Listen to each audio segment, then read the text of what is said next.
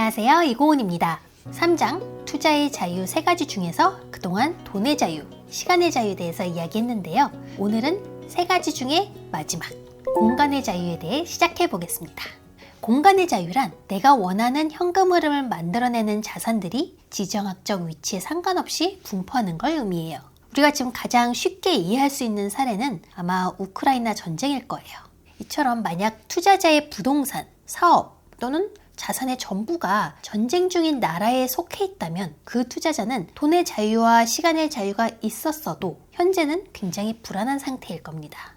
지정학이란 지리적인 위치 관계가 정치, 국제관계에 미치는 영향에 대한 학문인데요. 지정학적 리스크란 크게 전쟁, 금융위기 이런 국제관계도 있고, 작게는 국내 정치, 사회 변화, 더 작게는 회사 내의 사내 정치, 인간관계 이런 것도 포함이 됩니다.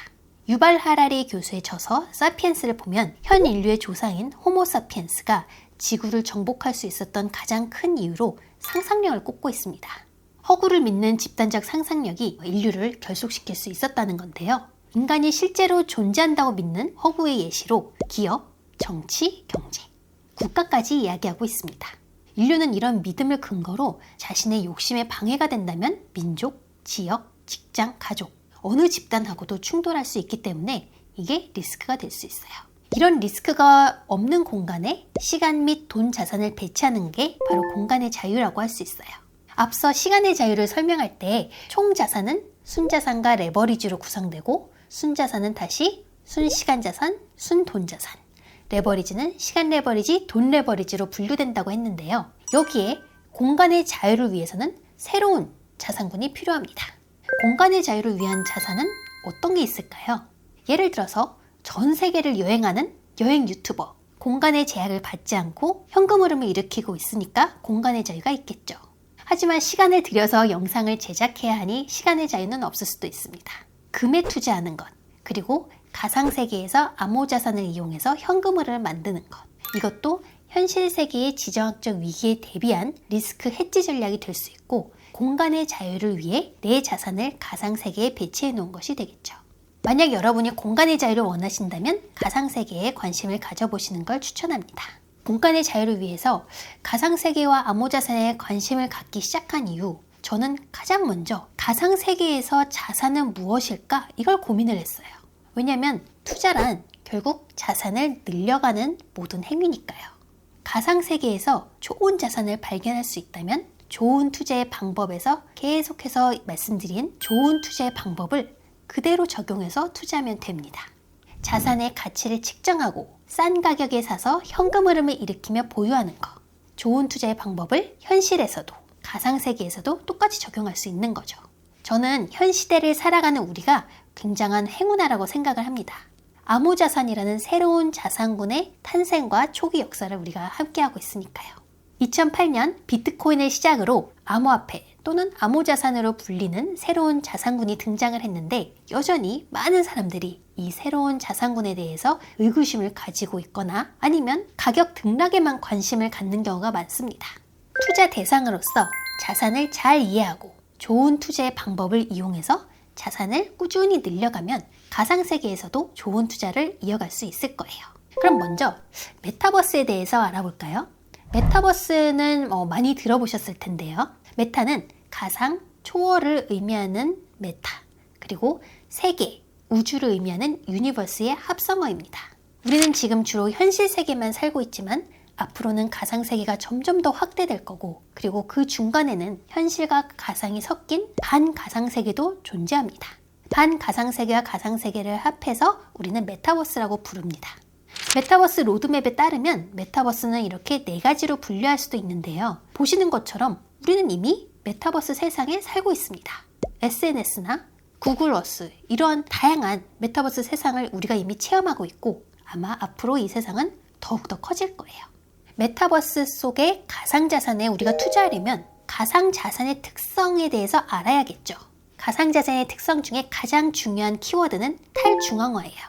탈중앙화 하면 중앙으로 집중된 것이 아니라 소규모 단위로 분산되어서 자율적으로 운영되는 걸 의미합니다. 이거를 가능하게 한 기술이 바로 블록체인이고요.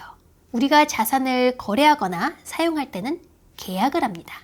이 계약은 상호 신뢰를 담보하기 위해서 보통은 권위 있는 중앙화된 조직에서 이것을 검증하죠. 예를 들어서 금융기관은 중앙화된 금융으로 거래 당사자들의 개인정보 그리고 계약 내용을 다 확인하고 거래를 진행시킵니다.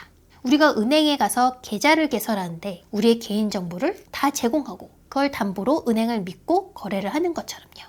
하지만 탈중앙화된 금융은 중간에 권위 있는 기관이 없어도 서로의 거래 내용을 각자 다 확인하고 감시하는 역할을 합니다. 블록체인 기술이 이걸 가능하게 해줘요. 가상세계를 우리 현실 세계에 좀 비유를 해서 보면 현실 세계에는 대한민국, 미국, 중국 여러 나라가 있죠. 각 나라의 정치, 경제 시스템은 다 다르고 사회주의, 민주주의, 대통령제, 의원내각제 다양하지만 모두 중앙화되어 있어서 각국의 정부가 국민들에게 직간접적으로 영향을 줍니다. 가상세계에서도 여러 나라가 지금 만들어지고 있어요. 대표적으로 비트코인, 이더리움 나라가 있고 그 외에도 카르다노, 솔라나 이런 나라들이 발전하고 있습니다. 가상세계의 나라들은 탈중앙화되어서 그 시스템을 유지하기 위해서 다양한 블록체인 합의 알고리즘을 이용하고 있습니다. 한국과 미국이 모두 민주주의 체제이지만 국민들이 합의를 이루기 위한 투표 방식은 조금씩 달라요. 그런 것처럼 가상세계의 나라들도 합의에 이르기 위한 방식이 다릅니다. 비트코인 나라에서는 작업 증명 방식, 이더리움이나 카르다노 나라에서는 지분 증명 방식을 사용하는데 큰 틀에서는 모두 탈중앙화된 블록체인으로 시스템을 유지하고 있습니다. 대한민국은 우리나라 이름이고 대한민국에서 쓰는 통화는 원화이죠. 미국은 국가이고 미국의 화폐는 달러입니다. 마찬가지로 비트코인은 가상세계의 한 나라의 이름이기도 하고 비트코인 나라에서 쓰는 통화 이름도 비트코인이에요. 나라 이름하고 통화 이름이 똑같아서 헷갈릴 수 있지만 사실 다른 개념이죠. 이더리움이라는 나라에서 쓰는 통화는 이더라고 하고 카르다노 나라에서 쓰는 통화는 에이다입니다. 이처럼 나라, 즉 네트워크마다 법정화폐 역할을 하는 코인이 또 있어요. 우리가 한국의 부동산이나 주식에 투자한다는 것은 대한민국을 어느 정도 믿는다는 뜻이고 우리가 미국을 믿기 때문에 미국에 있는 자산에도 투자를 합니다. 만약 나의 사유재산이 내 거라고 증명되지 않거나 그런 게 지켜지지 않는 나라라면 우리는 불안해서 투자하지 않을 거예요. 이처럼 우리가 가상세계 어떤 나라, 비트코인이나 이더리움 나라의 시스템을 알아야 그 시스템 안에서 나의 것이 어떻게 지켜지지? 그거를 믿을 수 있나? 그걸 알게 되면은 그 나라의 자산을 투자해 볼 수 있겠죠.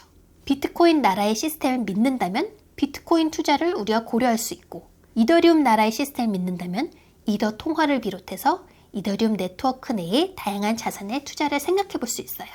그래서 가상세계에 투자할 만큼 가상세계를 믿으려면 가상세계의 근간을 이루는 블록체인이 무엇인가에 대해서 먼저 알아야 합니다. 그래서 다음 영상에서는 블록체인과 채굴의 원리에 대해서 좀 더 알아보겠습니다. 고맙습니다.